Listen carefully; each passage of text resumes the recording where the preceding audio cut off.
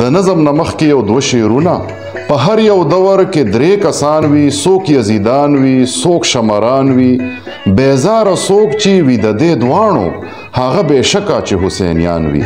د نن نظم د شمرانو باره کې دی، څوک چې د ظالمانو اعلیکار جوړ شي او د دولت او منصب دپاره په حق پرستو حسینیانو باندې ظلم کوي.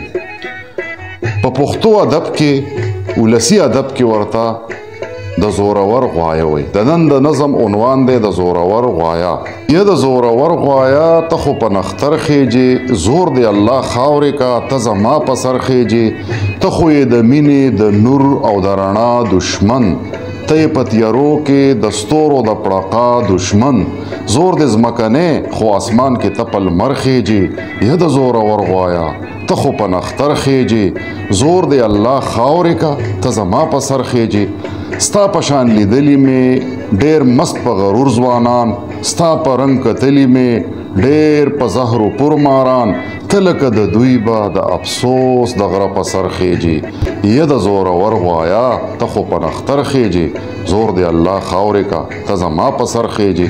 ته یې د احساس منکر، ته یې د ښکلا رقیب، ته یې د فرعون نشه، ته د هر موسی نقیب، ته به سر د لاندې واپسی کې په خپل سر خیجې. تا د مکر دام کې رڼا هیڅکله نښلیږي نه، کاڼي د یاقوت ستا په غاښونو کې ماتیږي نه، هسې په خوبونو کې بام ته د قمر خیجې.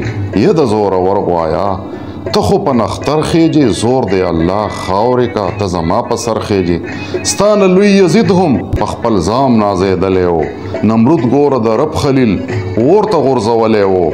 ته نفرت د دې دور د مینې په سحر خیجې، ته نفرت د دې دور د مینې په سحر خیجې. یا د زورور غوايه ته خو په نختر خیجې، زور دی الله خاورې کا ته زما په سر خیجې.